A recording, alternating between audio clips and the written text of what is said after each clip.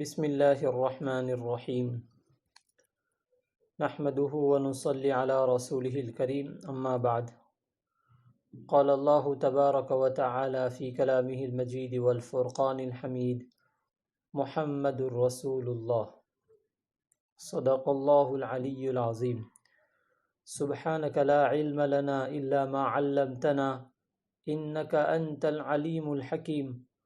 اللهم صل على سيدنا ومولانا محمد وعلى آل سيدنا ومولانا محمد مبارک وسلم۔ بزرگوں اور دوستو، رمضان مبارک کا آج 13واں دن ہے اور درس سیرت پاک کی ہماری یہ 12ویں مجلس ہے۔ اس سے پہلے کی مجلس میں حضرت حمزہ رضی اللہ تعالیٰ عنہ کے قبول اسلام کا واقعہ اور سیدنا حضرت عمر فاروق رضی اللہ تعالیٰ عنہ کے قبول اسلام کا واقعہ ذکر کیا گیا تھا۔ چونکہ دونوں کا تعلق آپ صلی اللہ علیہ وسلم کی سیرت مبارکہ سے ہے، حضرت حمزہ رضی اللہ تعالیٰ عنہ آپ کے چچا ہیں اور آپ صلی اللہ علیہ وسلم کی خواہش تھی کہ چچا ایمان لے آئیں، اور حضرت عمر فاروق رضی اللہ تعالیٰ عنہ کے بارے میں تو جیسا کل بتایا کہ آپ صلی اللہ علیہ وسلم نے خصوصی طور پر دعا کی تھی۔ اللہ رب العزت نے اپنے نبی کی دعا حضرت عمر رضی اللہ تعالیٰ عنہ کے حق میں قبول فرمائی اور وہ مشرف باسلام ہوئے۔ اسی کے تحت یہی بتلایا گیا کہ قرآن کریم کی کیا تاثیر ہے کہ حضرت عمر رضی اللہ عنہ ابھی ایمان میں داخل نہیں ہوئے ہیں، ابھی مسلمان نہیں ہوئے، لیکن جب انہوں نے پاک صاف ہو کر ادب اور محبت کے ساتھ قرآن کریم کو چھوا اور پڑھنا شروع کیا تو ان کی دل کی کیفیت بدلنے لگی اور کفر و شرک کی جو نحوستیں تھی وہ سب ختم ہو گئی۔ تو آج بھی قرآن کریم کے اندر وہ تاثیر ہے، شرط یہ ہے کہ ہم ادب و احترام کے ساتھ اس کو چھوئے اور اس کی تلاوت کریں۔ آج ہم گفتگو کریں گے ہجرت حبشہ سے متعلق۔ جیسا کہ ایک بات میں نے پچھلے سبق میں بتلائی کہ آپ صلی اللہ علیہ وسلم کو اپنے خاندان کا تحفظ حاصل تھا، یعنی بنو ہاشم اور قریش کے لوگ اور خاص کر آپ کے چچا ابو طالب کی وجہ سے مکے کے دوسرے لوگ زیادہ تکلیف نہیں پہنچا سکتے تھے، حالانکہ کوشش میں تو رہتے ہی تھے اور جہاں موقع ملتا تھا تکلیف پہنچاتے تھے، لیکن اور زیادہ تکلیف نہیں پہنچا سکتے تھے۔ ایسے ہی جو بڑے بڑے لوگ جیسے حضرت حمزہ، حضرت عمر اور دوسرے حضرات ایسے جن کا مقام مرتبہ تھا یا کسی قبیلے کے سردار تھے، بہادر تھے، ان کو بھی دوسرے لوگ تکلیف نہیں پہنچا سکتے تھے، لیکن مکے کے اندر بہت سارے لوگ صحابہ کرام اور صحابیات ایسی تھیں جو غریب تھے یا وہ کسی کے غلام تھے، اور جب وہ ایمان لے آئے تو ان پر ان کے آقاؤں کی طرف سے، مالکوں کی طرف سے، مالداروں کی طرف سے ظلم ہوتا تھا اور ظلم بہت زیادہ بڑھنے لگا۔ تو پھر آپ صلی اللہ علیہ وسلم نے صحابہ کرام کو حبشہ کی طرف ہجرت کرنے کی اجازت دی اور حکم فرمایا کہ اپنے ایمان اور اپنی جان کی حفاظت کے لیے حبشہ کی طرف ہجرت کر سکتے ہیں۔ حبشہ یہ جدہ سے قریب علاقہ ہے، قریب ملک ہے، سمندر کے راستے سے وہاں کا سفر ہوتا ہے، سمندری جہاز کے ذریعے وہاں پہنچا جاتا ہے۔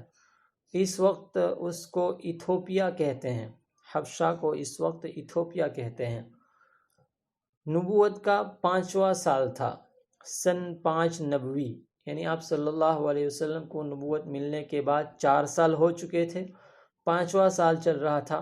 آپ صلی اللہ علیہ وسلم نے حبشہ کی طرف ہجرت کرنے کا حکم فرمایا، چونکہ وہاں کا بادشاہ جو تھا بہت عادل، انصاف کرنے والا تھا، اس کی حکومت میں کسی پر ظلم نہیں ہوتا تھا۔ آپ صلی اللہ علیہ وسلم کا حکم ملنے کے بعد ایک قول کے مطابق 12 مرد اور 4 عورتیں،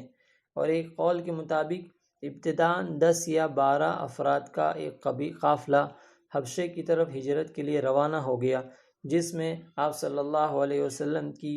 بیٹی حضرت رقیہ اور ان کے خاوند حضرت عثمان رضی اللہ تعالیٰ عنہ بھی تھے۔ یہ سارا قافلہ جب مکے سے نکلا اور جدے کی طرف چلنے لگا،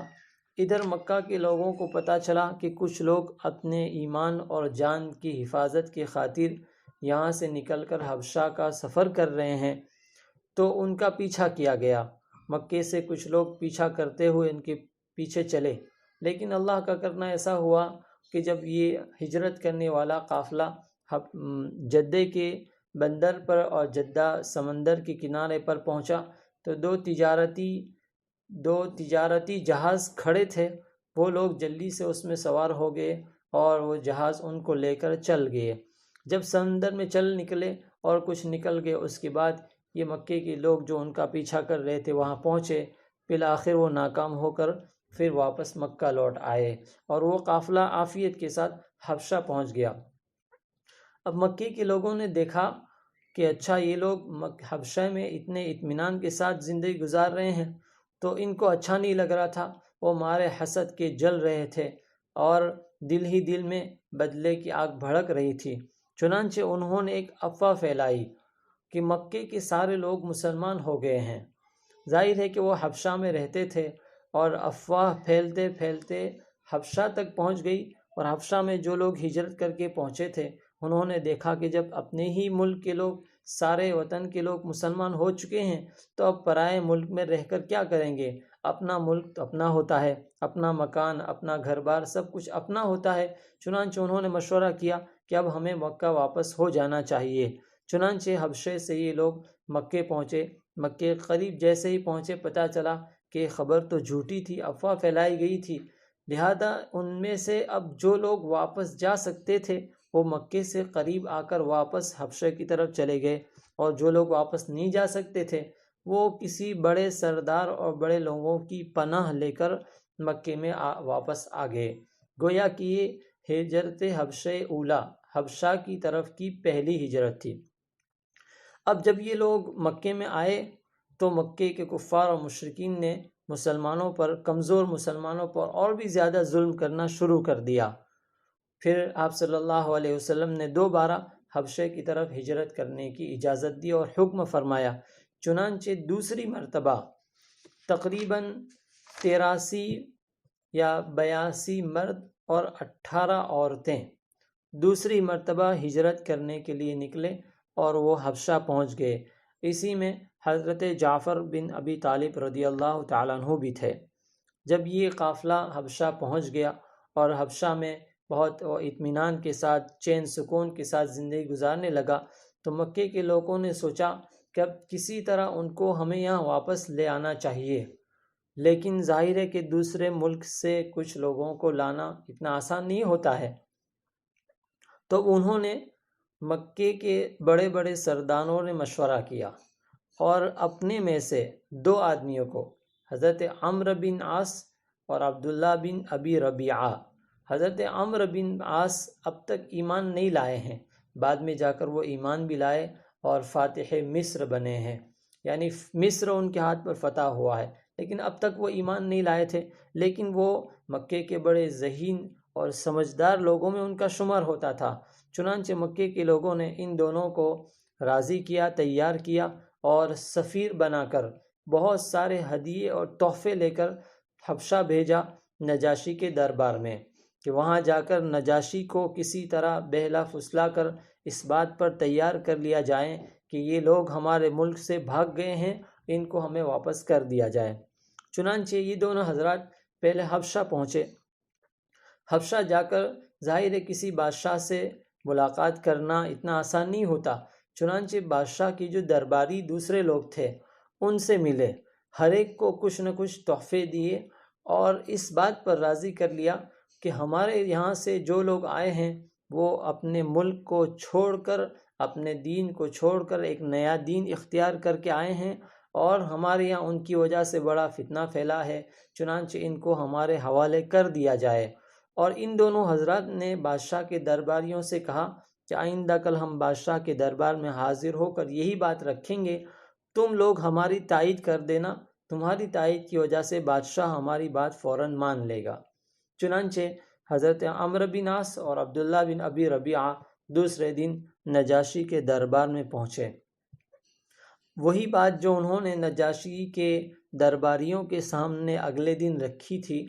بادشاہ کے سامنے بھی رکھی، اور انہوں نے بادشاہ سے کہا کہ بادشاہ سلامت، ہماری قوم کے کچھ ناسمجھ اور نادان لوگ ہمارے ملک سے بھاگ کر تمہارے ملک میں آ گئے ہیں، اور انہوں نے اپنے آباء و اجداد کا دین چھوڑ دیا ہے اور تمہارا دین بھی اختیار نہیں کیا، بلکہ کوئی نیا ہی دین اور مذہب لے کر آئے ہیں، اور انہوں نے تمہارے ملک میں پناہ لی ہے، اور ان کے خاندان کے لوگ چاہ رہے ہیں کہ ان کو مکے واپس کر دیا جائے، اس ملک سے ان کو نکال دیا جائے، یہاں ان کو رہنے نہ دیا جائے۔ لیکن جیسا کہ پہلے بتلایا گیا کہ بادشاہ عادل اور انصاف پسند تھا، وہ کسی پر ظلم نہیں کرتا تھا، اور آپ صلی اللہ علیہ وسلم نے اس کی اسی خوبی کی وجہ سے اپنے لوگوں کو، مکے کے مسلمانوں کو حبشہ کی طرف ہجرت کرنے کا حکم فرمایا تھا۔ چنانچہ بادشاہ نے کہا کہ میں صرف تمہاری بات سن کر کوئی فیصلہ نہیں کر سکتا جب تک کہ میں ان مسلمانوں کو بلا کر ان سے بات چیت نہ کر لوں۔ حالانکہ ادھر اس کے درباریوں نے بھی ان دونوں حضرات کی تائید کی کہ بھائی یہ لوگ جو کہہ رہے وہ صحیح ہے، لیکن بادشاہ نے اپنے درباریوں کی بات بھی ٹال دی، اور ایک آدمی کو مسلمانوں کے پاس، قافلے کے پاس بھیجا کہ بادشاہ سلامت تمہیں یاد کر رہے ہیں۔ جب یہ بادشاہ کا پیغام پہنچا تو پہلے تو مسلمان فکر میں پڑ گئے کیا بات ہوگی، لیکن فوراً انہوں نے آپس میں مشورہ کیا کہ کچھ بھی ہو جائے ہمیں سچ بات کہنی ہے، ذرا بھی جھوٹ نہیں بولنا ہے، اور انہوں نے اپنی طرف سے حضرت جعفر بن ابی طالب رضی اللہ تعالیٰ عنہ کو اپنا نمائندہ اور ترجمان بنایا۔ چنانچہ یہ لوگ بادشاہ کے دربار میں پہنچے، حضرت جعفر رضی اللہ تعالیٰ عنہ آگے رہے، اور بادشاہ نے ان سے وہی سوال پوچھا کہ یہ دونوں حضرات تمہارے یہاں سے آئے ہیں، تم کیا لے کر آئے ہو اور کس چیز کے بارے میں کہتے ہو؟ حضرت جعفر رضی اللہ تعالیٰ عنہ آگے بڑھے، اور انہوں نے پھر بادشاہ کے سامنے آپ صلی اللہ علیہ وسلم نے جو کچھ بھی تعلیمات دی تھی اور ان کے جو احوال تھے اسلام سے پہلے کے، وہ سارے سنانے شروع کیے، اور کہنے لگے، انہوں نے اپنی گفتگو اس طرح شروع کی کہ بادشاہ سلامت، ہم لوگ جہالت میں مبتلا تھے، بتوں کی پوجا کیا کرتے تھے، چاند، سورج اور پتھروں کو اپنے ہاتھ سے پتھروں کو بنا کر، پتھروں کی مورتیاں بنا کر اس کی پوجا کرتے تھے، ہم لوگ شراب کے عادی تھے،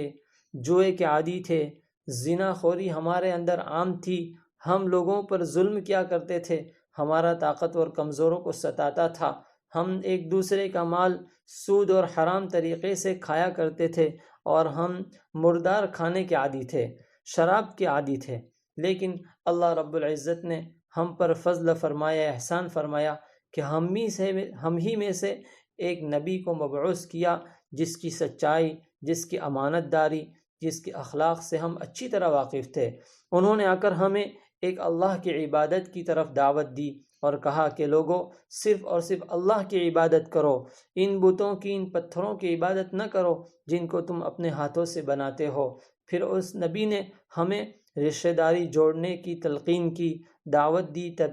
اور ایک دوسرے کے ساتھ ہمدردی اور خیر خواہی کی دعوت دی۔ انہوں نے ہمیں بتایا کہ ہمیشہ سچ بولو، امانت داری کا معاملہ کرو، لوگوں سے صلہ رحمی کرو، پڑوسیوں کے حقوق ادا کرو، رشتہ داروں کے ساتھ بدسلوکی نہ کرو،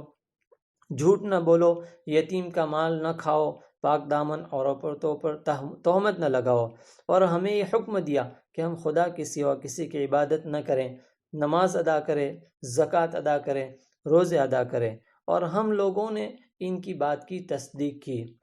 یعنی ہم ان پر ایمان لے آئے۔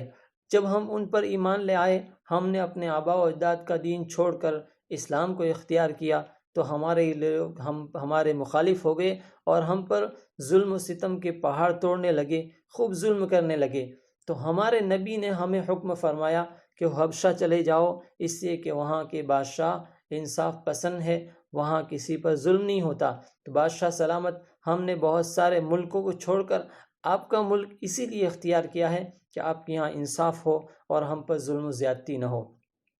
حضرت جعفر رضی اللہ تعالیٰ عنہ جب یہ تقریر کر رہے تھے تو بادشاہ خوب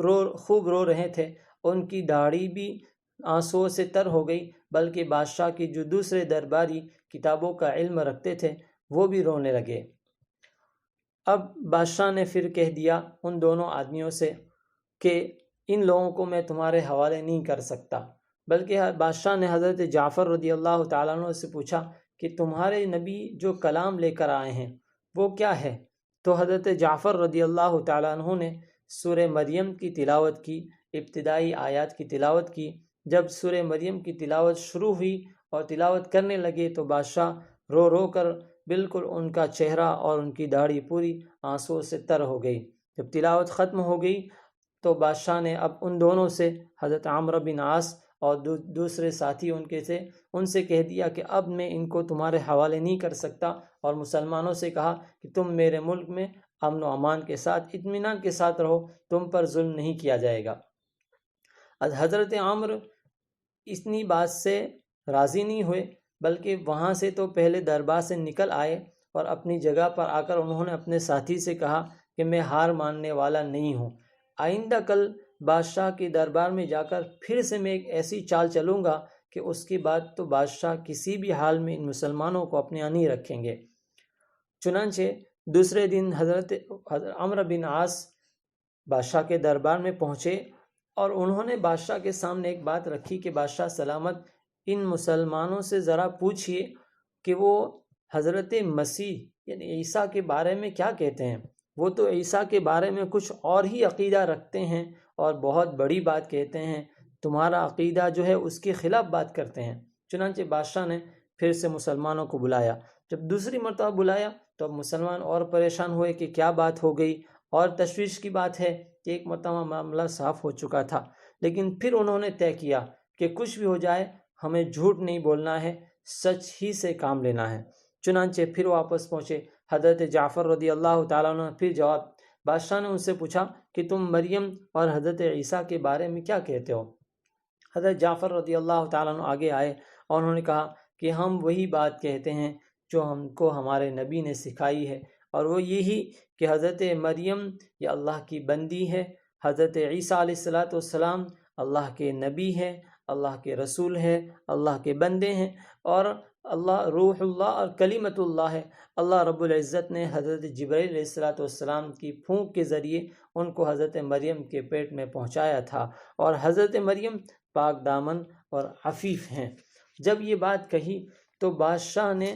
زمین کے اوپر سے ایک تنکا اٹھایا اور لوگوں کے سامنے کہا کہ جعفر، تم نے جو بات کہی ہے حضرت عیسیٰ کے بارے میں، حقیقتاً وہ ایسا ہی ہے، اور اس ایک تنکے سے زیادہ بھی حضرت عیسیٰ علیہ السلام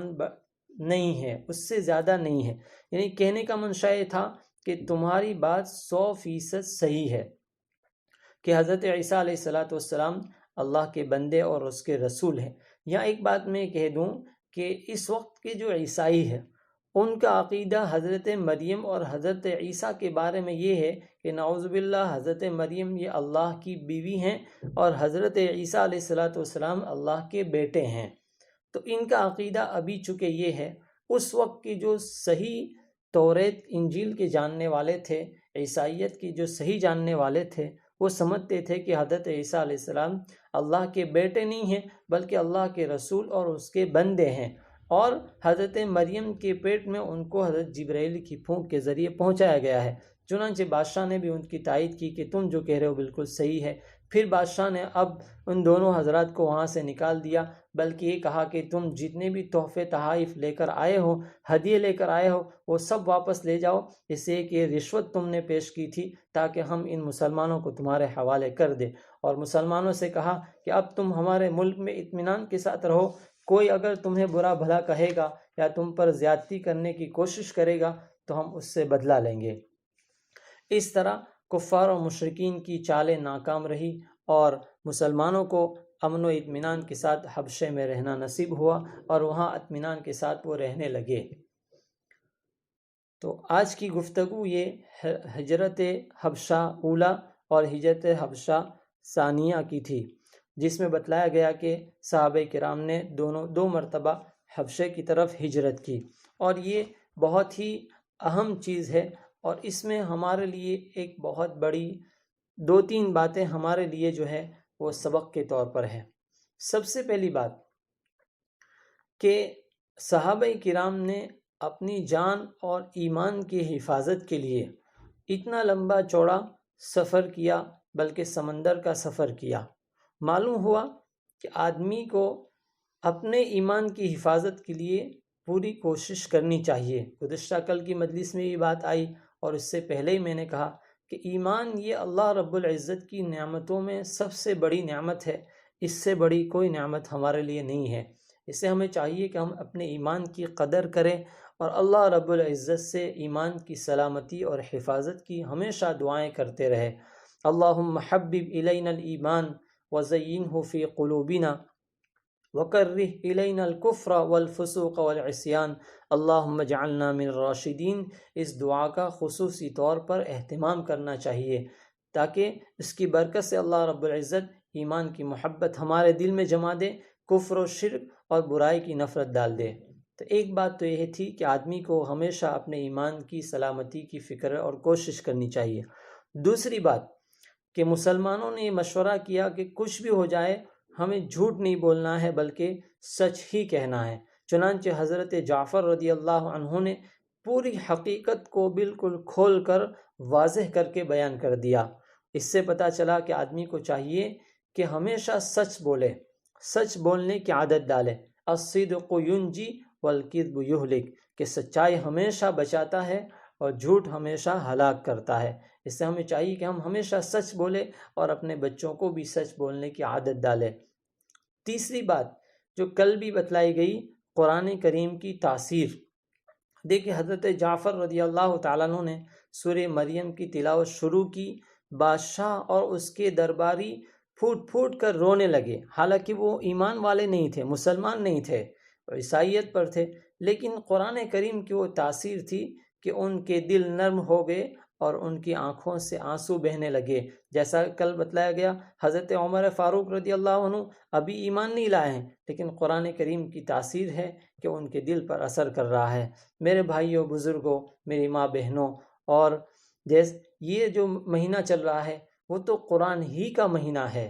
اسی مہینے میں قرآن نازل ہونا شروع ہوا۔ آپ صلی اللہ علیہ وسلم اس مہینے میں قرآن کریم کا خوب دور کیا کرتے تھے۔ تو یہ تو قرآن شہر رمضان الذی انزل فیہ القرآن، قرآن کریم میں کہہ دیا گیا ہے، اللہ رب العزت نے نازل کر دیا ہے۔ تو یہ قرآن کا مہینہ ہے، ہمیں چاہیے کہ دن بھر ہم قرآن کریم کی تلاوت میں لگے رہیں اور قرآن کریم کا حق ادا کرنے کی کوشش کریں۔ تو یہ 3 باتیں تھیں، ہمیشہ سچ بولیں، ایمان کی حفاظت کی فکر اور کوشش کریں، اور قرآن کریم کی تلاوت کا ہم معمول بنائیں، اس کو سیکھیں اور اس کے احکام پر چلنے کی ہم کوشش کریں۔ اللہ رب العزت ہم سب کو عمل کرنے کی توفیق عطا فرمائے، آمین یا رب العالمین، بجاہ سید المرسلین صلی اللہ علیہ وعلی آلہ واصحابہ اجمعین۔ سبحان اللہ۔